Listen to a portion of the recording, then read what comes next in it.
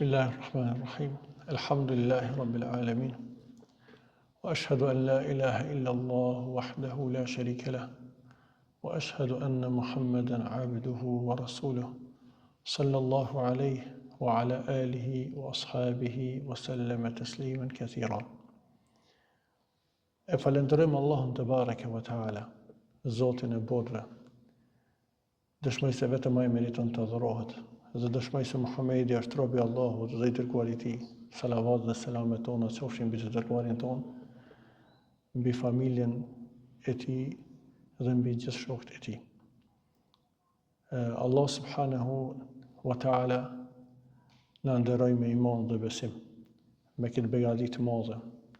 Na dha Kur'anin, fjalën e tij, dhe sunetin e pejgamberit sallallahu alaihi wasallam, këto dy burime të fuqishme, këto dy drita që të ecim në një rrugë të qartë në këtë botë, në rrugën e udhëzimit, dhe të cilat janë shpëtim për botën tjetër, për çdo njeri që kapën për këtyre dyjave. Mirë po, pas besimit, Allah subhanahu wa taala na njoftoi se kjo botë është me sprova, dhe se njeriu do të testohet në jetën e tij, do të testohet besimi dhe imani i tij. E hasibe an-nasu an yutraku an yaqulu amanna wa hum la yuftanun. A mendon njerëzit të thojmë se kemi besuar dhe nuk do të sprovohen? Pra Allah subhanahu wa taala na sprovon me sprova të ndryshme, me të cilat testohet imani jon, besimi jon. A po i përgjigjemi praktikisht thirrjes së Allahut azza wa jall për gjonat të cilat na thirr për t'i vepruar, dhe gjithashtu apo i përgjigjemi për të larguar nga ato që na kanë ndaluar. E pjesë e këtyre gjonave të cilat na ka thirrë Allah azza wa jall të shmangemi, të largohemi, janë edhe mëkatet e mëdha, të cilat po shpjegohen në këtë libër, në librin e autorit Muhammad ibn Abdul Wahhab rahimahullah, librin El-Kabair, mëkatet e mëdha. Autori në vazhdim thot bab al-amanatu fil bay'i wash-shira wal-kayli wal-wazn. Kapitulli rreth emanetit ose mbi emanetin në shitblerje, në peshore dhe mos. Gjithsesi është përmend më herët se fjala emanet, bes ose besnikëri vjen në kuptimin e përgjithshëm, ku emanet edhe besnikëri është të gjithë feja. E kena përmend këto më herët, e përmend autori edhe prej selefit që edhe namazi është emanet, edhe abdesi është emanet, edhe shitblerja janë emanet, edhe peshorja janë emanet, edhe kështu me radhë, po vjen edhe në kuptimin e ngushtë emaneti ose gjoja sendet të cilat i lejnë dikujt në besë, e cilat duhet të kthehen. Wa aleikum selam.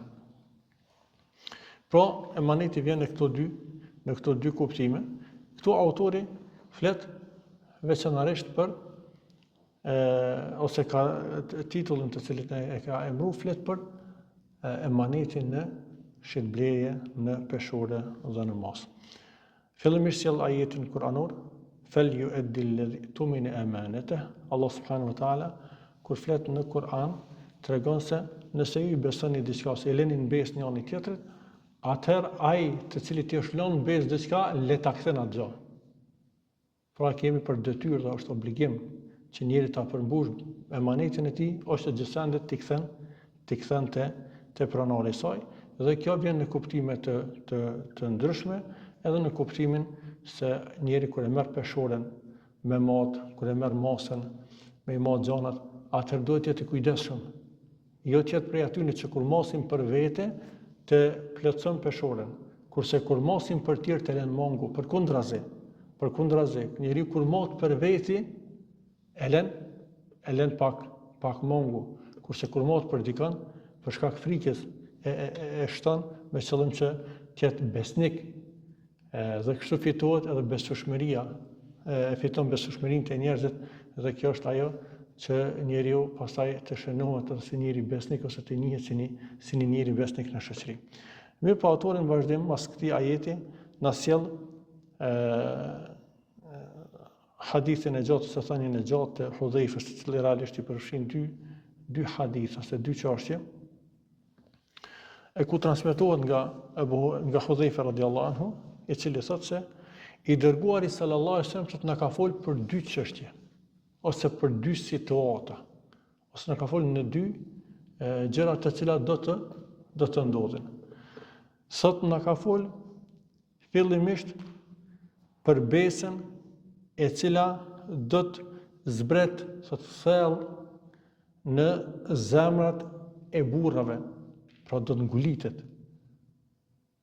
Emaneti e këto person është imani, besimi. Do të baza e imanit, baza e besimit, do të ngulitet thellë në zemrën e burrave. Pastaj thotë zbret Kur'ani ose ka zbritur Kur'ani dhe kanë mësu Kur'ani si dhe kanë mësu Sunetin.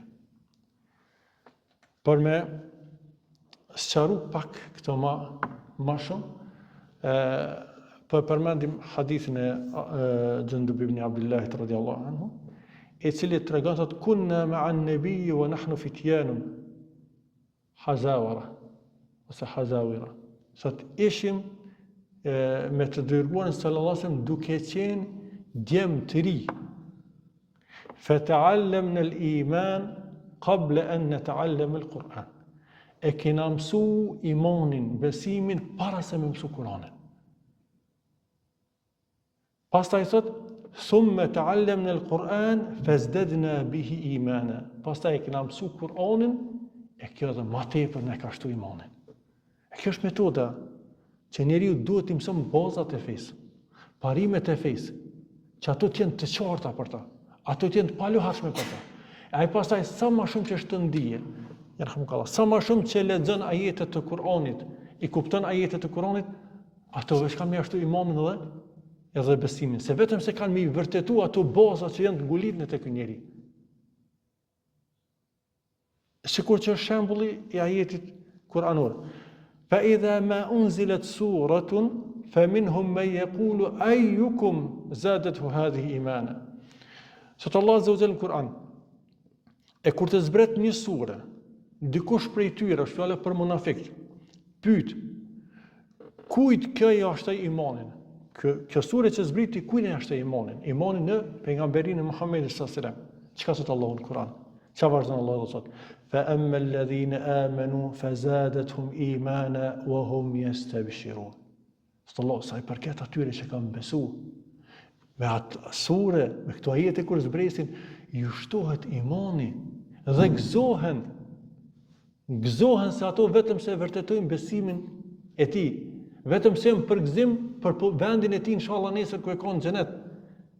Vetëm se janë një garancë për me asqaru rrugën e drejtë e cila çon te Allahu Zotit. Besimtari gëzohet çdo ajeti. Besimtari gëzohet çdo sure. Se kur e kupton atë sure dhe ato ajete, vetëm se ashtojnë imanin dhe besimin, e që është e kundërta për munafikat. Fa amma alladhina fi qulubihim marad fazadathum rijsan ila rijsihim. E sa përket atyre që në zemrat e tyre kanë smundje të nifakut, dyshimit, thot dyshimi tyne vetë se do të shtohet me dyshim tjetër ose me dyshje tjetër. Andaj o vllazni, Kurani për besimtarin është shtim i imanit ose ndikon me ushtu imani. Mirë, po nuk ndikon njëjtë e gjithë njerëzit. Ka të atill që Kurani vetëm se e humbe dhe më shumë e devjen edhe më shumë. Andaj besimtari ka nevojë për njohjen e bazave të fesë, imanit, besimit, e pastaj që Kurani dhe Suneti vetëm se e forcojnë atë iman dhe atë besim. Pastaj thot pejgamberi sa dhe tek këta burra, pastaj e mësojnë Kur'anin dhe Sunetin. Vazhdon e thot pejgamberi. Pastaj thot i dërguari na ka tregu hadithin ose ngjarjen kur do të ngritet imani, emaneti. Ngritet pe zemrave të njerëzve. Pra largohet, flet njerëz që ka zbret emaneti, që zbret besimi në zemrat e burrave besimtarëve, po pastaj që ngritet dhe largohet, Allahu na ruaj. Sot pastaj ka tregu pejgamberi alayhis salam për ngritjen, pra edhe largimin e emanetit dhe thot: flan njeriu, bën gjumë pra, dhe kapet imani prej tij, prej zemrës së tij, dhe mbetet thot në zemrën e tij vetëm një njoll e lehtë. Përmetet një farforme kur ti merret emaneti dhe mbetet një gjumë, për një gjumë e lehtë. Sot pastaj flen për herën e dytë, sot largohet emaneti prej tij, sot e pastaj mbetet tek ai një gjurmë e ka përshkruar pejgamberi sallallahu alaihi wasallam al-majl. Al-majl arabisht është kur punon njëri këto ushla që çohen, ushla të ndryshme që si ujë që mbledhet, ose kur djegët. Pejgamberi sa më merr vazhdim shembullin e kur bën një gazë e djeg lehtë lëkurën. Sot pejgamberi sallallahu alaihi wasallam sikur thot një gazë e cila rrotullohet dhe bën kamën e njerit dhe lën një ushël. Ajo fryhet, po çka ka mbrana? S'ka kurgjë. Është zbrazë, është ujë, s'ka kurgjë te. Ama vetëm ngritet ajo, fryhet dhe merr pejgamberi sa një guri dhe domethënë e merr si shembull ose tregon formën se si. Mirë po, vazhdon Hudhaifa radhiyallahu anhu, ose vazhdon hadithi pejgamberit sallallahu alaihi wasallam, sot dhe ngriten njerëzit yatabay'una fala yakadu ahaduhum yu'addi al-amanata hatta yuqal inna fi bani fulan rajulan amin. Sot ngritën pastaj njerëzit pastaj kohë dhe nuk mbetet në zemrat e tyre asgjë prej besës dhe emanetit. Sot bëj shërbleri mes tyre, po nuk gjon njeri të besueshëm. Sot që thuhet në filan fisin është një njeri besnik. Dhe me thonë fillojnë njerëzit besnik më në ngishta. Qatë shumë që humb emanetit dhe humb besa. Dhe thot sa që derisa ju thuhet për një njeri ma ajladahu, ma adfarahu, ma aqalahu, sa i fuqishëm që është, sa i mençur që është, sa i suksesshëm që është e kështu me radhë, për shkak ndoshta biznesit edhe pasunisë edhe tregtisë që është mirë, po sot pejgamberi sallallahu wa ma fi qalbihi mithqalu habatin khardalin min iman, kurse në zemrën e tij nuk ka asnjë kokër sinopi, sa zela nuk ka iman. S'ka iman. A njerëzit e konsiderojnë si të mëshëm, njerëzit e konsiderojnë si të kthjellët, si të zgjumë që po din me mirë, po problemi është kur nuk ka besë, kur nuk ka besueshmëri, kur nuk ka besnikëri, kur nuk ka emanet, nuk ka bereqet atë. Vazhdon Hudhaifa dhe thotë: sot në një kohë, kam pritur një kohë që nuk e kam pas ders se me ka shesë blej. Nëse është besimtar, besimi i tij e shtyn me maksy hakun tëm. Është besnik, po fletash për ata burrat e para. Sot besimi i tij, e kam ditë që ma jap hakun e tij. Sot nëse është i krishter ose jahudi, sot e kam ditë se do të ma jap hakun se është mbikëqyrësi ose kujdesari i tij, ose është e drejta që veç që sasi do të kthehet, dikush e mbikëqyr edhe. Mirë po, vazhdon e thot, kurse sot nuk e shes ose blej prej juve veç se prej filonit edhe filonit.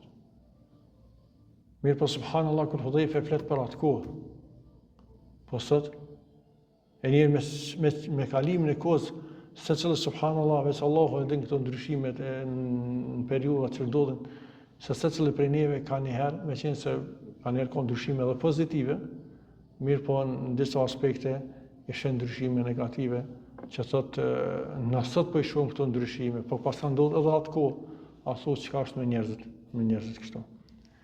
Autorin vazhdim sjell edhe hadithin e shefatit, është hadithi i gjatë i shefatit, mirë po e ka përmend vetëm emanetin edhe lidhjen farefisnore, ku thot pejgamberi sallallahu alaihi wasallam, thot dërgohet emaneti, besa pra, dhe lidhja farefisnore dhe ngritën në dy anë të urës siratit. Edhe dhe me thonë qka nuk lejojnë me kalu aj që ka shkel këtë hak, që nga me katët e mëdha, meritojnë të ndëshkohen njerëzit të cilët e kanë shkel besën, e kanë shkel emanetin, dhe njerëz të cilët nuk i kanë bojt lidhjet ose që kanë shkput lidhjet farefisnore. Mas ti kapitulli, autori sjell kapitullin që lidhet me hadithin e shumë njohur realisht, është bab qawluhu kullukum ra'in wa kullukum mas'ulun an ra'iyatihi, pra ka sjell titullin duke u bazuar në hadithin e Pejgamberit sallallahu alajhi wasallam, çdo njëri prej jush jeni kujdestar dhe secili është përgjegjës për kujdestarinë e tij. Me qenë se hadithin fillimisht e përmend ajetin kuranor, ja ayyuhallazina amanu qu anfusakum wa ahlikum nara, o ju që keni besuar, rune veten tuaj dhe familjen e juaj nga zjarri. Do të thonë, njeriu është kujdestar për vete, për familjen e tij dhe është përgjegjës. Mirë po sjell në vazhdim hadithin e Pejgamberit alayhis salam, ku në farforme përfshihen të gjitha llojet e kujdestarisë edhe përgjegjësisë, duke u nis prej kujdestarisë dhe përgjegjësisë më së madhe që është udhëheci i shtetit ose i mejtit deri në udhëheqjet më të vogla. Thot pejgamberi sallallahu alajhi wasallam, kullukum ra'in wa kullukum mas'ulun an ra'iyatihi. Çdo njeri nga ju është kujdestar dhe çdo njeri nga ju është përgjegjës për kujdestarinë e tij. Pra do të merret llogari, e ka përmbush kujdestarinë apo jo. Dhe vazhdon e thot, fel imamu ra'in wa mas'ulun an ra'iyatihi. Imami ose emiri ose mbreti, presidenti, kushdo që është, domethënë, udhëheci i vendit, thot është kujdestar dhe përgjegjës për kujdestarinë e tij që janë populli i atij vendi. Wa ar-rajulu ra'in fi ahli baytihi wa mas'ulun an ra'iyatihi. Thot burri është kujdestar për familjen e tij, për shtëpinë e tij dhe është përgjegjës për këtë kujdestari. Pastaj vazhdon, thot gruaja është kujdestare e shtëpisë së burrit dhe fëmijëve të tij dhe është përgjegjëse për to. Do të jap llogari. Gjithashtu thot fëmiu është kujdestar, është dhe përgjegjës për pasurinë e babës së tij. Gjithashtu përmend për shërbëtorin ose robin, thot është kujdestar për pasurinë e zotërisë së tij dhe është përgjegjës për këtë kujdestari. Dhe prapë në fund kthehet pejgamberi sa të thotë, çdo njëri prej juve jeni kujdestar dhe jeni përgjegjës për kujdestarinë e tij. Andaj ky hadith na rikujton secili prej neve pozitën që ka, përgjegjësinë që ka dhe ajo që shlon në menaxhimin e tij, në kujdesin e tij dhe për cilën do të jap llogari para Allah subhanahu wa taala. Dhe autori e sjell këtë titull dhe këtë hadith e këtë temë për arsye se kjo është pjesë e emanetit. Emanet. Pra, një udhëheq shteti ka emanet qytetarët e atij vendi. Një kryefamiljar ka emanet familjen dhe shtëpinë e tij. Gjithashtu edhe gruaja ka emanet pasuninë e burrit, shtëpinë e tij, fëmijët e tij. Po ashtu edhe e vladi, edhe fëmia është përgjegjës dhe ka emanet pasuninë me rujt mallin e babës vet. Po ashtu edhe shërbëtorët, edhe punëtori kudo që është e kështu me radhë.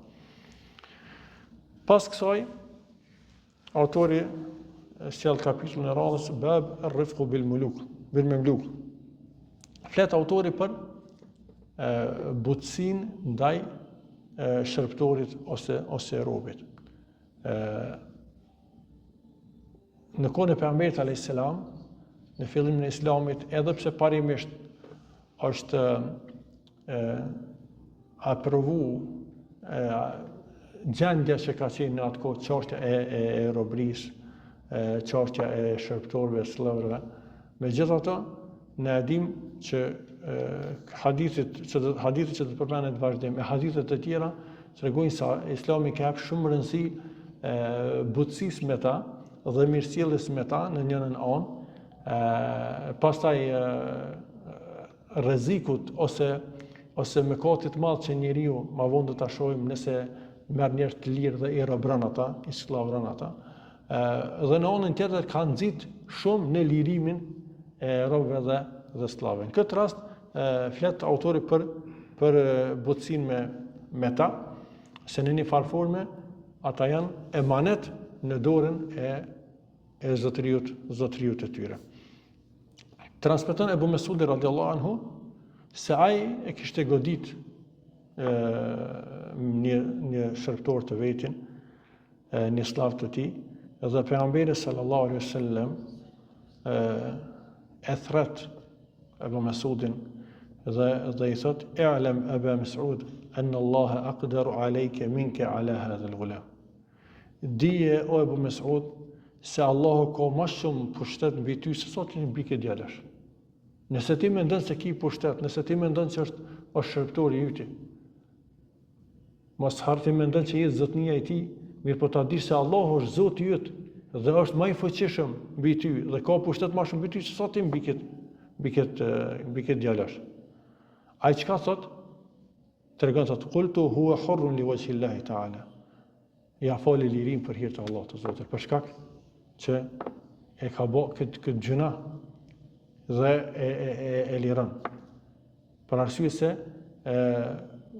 ka qenë atë kohë janë trajtuar, nështë edhe jo mirë, edhe jo si duhet, sidomos para islamit e që ka orë me porosit të mëdha rreth tyne. Mirë po, sot është i lirë, ja Rasulullah. Në disa transmetime ka orë që nuk do të godes mo askën nga shërptorët e mirë. Mirë po këtë e liran. Dhe çka thot pejgamberi sa? Ema innaka law lam taf'al lalafahatka an-nar. Ose lamassatka an-nar. Sot sikur ti të mos kishe vepruar kështu pra me afol lirin këtij njeriu, kish me përfshi zjarrin, pra zjarri i xhenemit, ose kish me prek zjarri i xhenemit. Domethënë lirin që afole e shlyte atë mëkat. Se sjellja vrasht me ta, goditja atyre ose mos ushqyerja atyre, për shembull pejgamberi sa më ka thonë me ushqy, domethënë çish ushqeni për veti, me vesh ashtu çish veshni për veti, mos më ngarku më shumë se mundësitë që kanë ata me punu ose shërbimet mi kry dhe mi bo. Edhe nëse te kalojnë këtu dhe njerëzit janë të vrasht me ta, atëherë kjo është shkelje e besës, ata i kanë dhënë besë, domethënë janë në dorën e tyre, sikur familja që janë emanet për Zotin e shtëpisë, ashtu edhe këta janë emanet dhe kanë përgjegjësi. Pastaj autori flet për butësinë edhe deri edhe me kafshë që duhet me pas besimtari. Autori fillimisht sjell hadithin e pejgamberit sallallahu alaihi wasallam, i cili ra'a himaran qad wusima fi wajhihi fa ankara dhalik. Pejgamberi sa më shes se si një gomar është damkos në fytyrën e tij. Atëherë e dënoi shumë këtë rast, që meqense parimisht është e lejuar me u bë shenja kafshëve në shtëpi ose mrapa për më u dallu, për shkak kanë dallu devet e zakatit, çka janë zakat, sadakas, për me dallu pe deveve tjera. Mirë po, asesi ajo të bëhet në fytyrë. Është përmendur në transmetim, la'an Allah alladhi wasamahu. Allahu e mallkoft atë që i ka bë atë dëmkim, që ka dëmkuar. Kur është mallkimi për një çështje, ajo është gjëna e madhe, ajo është mëkat i madh. Ose në transmetim, naha anil darbi fil wajhi wa anil wasmi fil wajh. Po pejgamberi ka ndaluar që të goditen edhe koftë, që për njërin e dim që s'bën të goditet fytyrë. Mirë po, as kofsha e as mos damkoset në fytyrë. Pastaj sjell hadithin e njohur, hadithin e Abu Hurajras radhiyallahu anhu, që një gru ka hyrë në zjarrin e xhenemit për shkak të një mace që ka mbojt atë mbyllur dhe lidhur, as nuk e ka ushqy e as nuk e ka lënë të lirë të ushqet me insektet e tokës, hatta matet, derisa ka vdek ajo mace. Domethënë kjo mëkat ka bërë që ai gru të jetë të ndëshkohet me xhenem për shkak të këtij mëkati të madh që ka bërë. Tjetër është nëse njëri imam kujdeset, ushqen, edhe nëse imam në një hapësinë më të mbyllur, përderisa kujdeset dhe ushqen, atëherë kjo është e lejuar. Gjithashtu autori ka sjellë edhe hadithin tjetër ku thot pejgamberi sallallahu alajhi wasallam, Kafa bil mar'i ithman an yahbisa amman yamliku qutahu. Thot pejgamberi sa mjafton mëkat për njeriu që ti ndaloj nga ushqimi ose ndonjë ushqim atyre që i ka për detyrë të ushqej. Pra ka ardhur transmetimi tjetër an yudayya man yaqut. Ti lën pas dorë ata që ka obligime me ushqy. Pra përderisa ti ke obligim me ushqy. Këtu edhe pse fjala mos flasim për njerëz, këtu fjala edhe për kafsh. Do të thonë ti ke marr kafsh, e moni kafsh shtëpiak ose dhe nuk e ushqen, e ke obligim ti me ushqy atë, ke obligim me dhon me ujë. Nëse nuk e bën këtë, mjafton kjo mëkat për ty ditën e gjykimit. Gjithashtu autori në fund ka sjell një thonje të Hasan al-Basriut, i cili ishte një njeri që nuk i ka jap ushqim mjaftueshëm, domethënë devës së tij, dhe thot emma innehu la yuhajjuka yawm al-qiyamah. Thot ta dish se kjo do të ankohet kundër teje ditën e gjykimit. Meqense është hadithi tjetër i njohur i pejgamberit alayhis salam, i cili hyn në një bashkë dhe sheh një deve e cila realisht i ankohet pejgamberit alayhis salam dhe ka lotu edhe devja. Shkon pejgamberi sallallahu alaihi wasallam dhe e lidhaton ka qafa dhe mas veshëve dhe sret. E kujt është kjo deve? Thot një djalë i ri, një qënë, thot, është e emja, ja Rasulullah, pe ensarve. Atër pejgamberi sallallahu alaihi wasallam ama tattaqillaha fi hadhihi al-bahima allati malakaha Allah. Thot, a nuk ja ki frikën Allahut në këtë kafsh, këtë barkëti që Allah azza wa jall ta ka dhënë pronë. Pra Allah ta ka dhënë pronë me të, ka nderuar me të, dhe ti nuk ja ki frikën Allahut. Innaha shaka ilayya. Kjo thot mu anku enneke tuji'uhu wa tud'ibuhu, se ti e lën und, pra nuk e ushqen mjaftueshëm dhe e ngarkon, e rëndon më shumë se sa që ka mundësi me bë, ose më shumë se sa e ngarkon më shumë se sa që mund ta me ngarku ose me bart.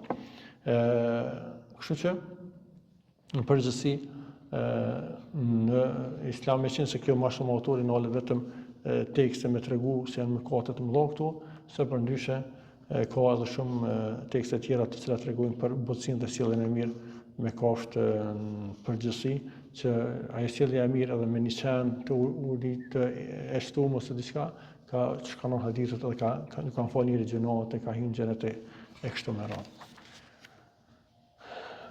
Autori në vazhdim sjell kapitullin Bab ibaqul abd, arratisja e rrugit. Rob sklavt nga lumën që kanë qenë, do thonë është prej mëkateve të mëdha për ta të ikun, të arrestohen. Pra fetarisht e kanë obligim të janë besnik ndaj zotrive të tyre, nëse i fal, nëse jo, e kryen obligimet që i kanë dhënë Allahut, i kryen obligimet ndaj zotnisë për arsye se ai zotnia e ka ble me parë. Nëse e ka ble, faktikisht e ka ble me parët e tij dhe është ndaluar të shkon hoç mundi i tij ose malli i tij, duhet të kryen shërbimet atë sa ka mundësi me kry, mbas që shtam aty në kriterëve që ka para po Islami dhe drejtave ty në deri në këtë mos, mirë po, Allah subhanahu wa taala i ka jap hakun secilës palë. Thot pejgamberi sallallahu alaihi wasallam, ayyuma abdin abaqa faqad bari'at minhu dhimma, thot çdo rob i cili arratiset, domethënë e ka humbur atë garancinë dhe mbrojtjen nga zotriu i tij, e që realisht kjo konsiderohet faktikisht kur njëri humbet kjo garanci, konsiderohet që është prej mëkateve të mëdha. Gjithashtu në vazhdim autori ka përmend edhe kapitullin për padrejtësinë ndaj punëtorit, hakut punëtorit që na e dim që është një nga mëkatet e mëdha, nëse i hahet e drejta e punëtorit. Thot Allahu azza wa jalla në hadithin kutsi, hadithi është kutsi, thot janë 3 persona ene khasmuhum yawm al-qiyamah. unë jam kundërshtari i tyre ditën e gjykimit. Pra me mu kanë mu ballafaqu. Sot ata persona të cilët do të ballafaqohen me mu, ata janë të poshtëm gjithsesi. Kush janë këta tre persona? Rajulun a'ta bi thumma ghadar. Ai njeri i cili ka dhënë në emrin tim, pra është betu, ju është dhënë diçka mbes në bazë të emrit tim, pra Zotim ka bëu bejnë Allahun e kështu. Dhe pastaj e ka thyer atë besë, pra ka tradhtu. Ky njeri do të jetë kundërshtar i Allahut ditën e gjykimit, ose Allah do të jetë kundërshtari i tij. Pastaj thotë rajulun ba'a hurran fa akala thamana. Një njeri i cili e shet një njeri të lirë dhe e han çmimin e tij, profitimin e tij. Pra me marrë një njeri të lirë edhe me shit, pra me ashit dikush që është rob, kishte një shërptor dhe kështu që është shkak për me urobru një person. Me qenë se kjo është një temë, sikur më herët që kena ata titujt, që sot nuk ekziston realisht, po që dikush thot këto gjona në islame, këto gjona deri halon 100 vjet nuk janë bërë që ju kanë prezente në vendet, më thonë që botës i shesin në liri ose në emër të lirisë flasin e kështu me radhë, dhe dim të më thonë sa shkelje që kanë bërë këtyre njerëz, përderisa në islam sikur kjo që është. Pra, ky tekst e sa njerëz ju ka marrë liria, njerëz të lirë ju kanë në për Afrikë vendet të ndryshme, janë marrë, janë robru dhe janë shit si sklavër edhe si rob. Kurse fetarisht është çështja e luftës, më thonë që nxin rob, çaja është se formë tjetër nuk ka.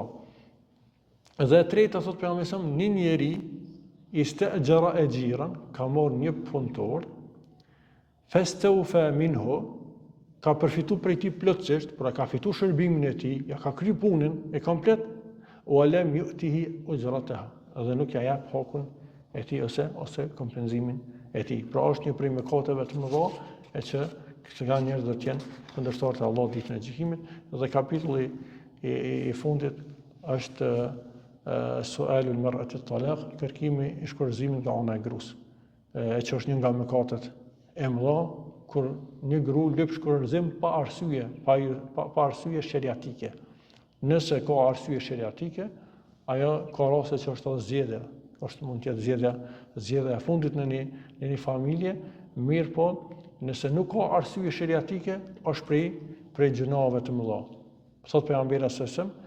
Çdo gru e cila kërkon nga burri i saj shkurorzimin min ghayri ma ba'sin, pa ndonjë arsye pra të lehtëshme, fa haramun alejha raihatul janna, i është ndalu asaj aroma e xhenetit. Pra jo me hin xhenet, fillimisht është fjala gjithsesi, pas aromën, nuk e një aromën e xhenetit, që kjo tregon se është një nga mëkatet e mëdha dhe nga gjunat e mëdha.